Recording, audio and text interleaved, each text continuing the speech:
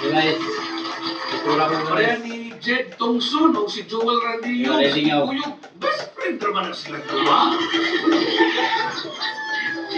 Prinsipe, unsay sakit, unsay tambal sa sakit sa akong likod, mura man ikipanuhod.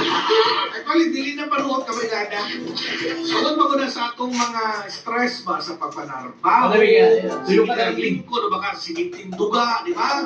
Manakit imong likod, manakit imong bitiis. Kami gada pag ito fast relax. Indot man ang fast relax kabrigada, kaya doon ay paracetamol, plus ibuprofen, kaya para di ka magtiwid ang mga classes balatian, ha? Sakit sa kalawasan, fast relax. Para huwag kang ng sakit, ora mismo. And nga po niya sa mga taxi drivers na naminaw karon, and also diya sa mga Grab drivers, good afternoon. Diya sa mga minibus, ayan, maayong pagpaminaw, maayong hapon. Prinsipe, yun si Lord Disongkok, agoy, kasakit man gitaan kamatuuran. Apan muli siya, o katubangon niya ang tanan. Aron, magmalinawon siya.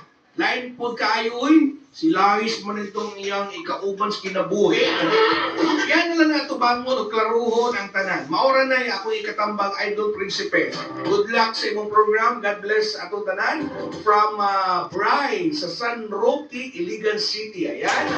Thank you so much, kabrigada. Hay ko din ni Ma'am Mary Lia Sumeli sa Purok 9 Upper Hinaplanon. Thank you so much, mga kabrigada. Uy, mayo pagpaminaw karon niya ni Kagawad Cristina Daki Logronio sa Barangay Mahayahay. Speaking of Barangay Mahayahay, ha, karong January 15, mga kabrigada, magkita-kita talihan sa inyong kalingawan. Sa Barangay Mahayahay. Diya bitaw sa may kapilya, kabrigada.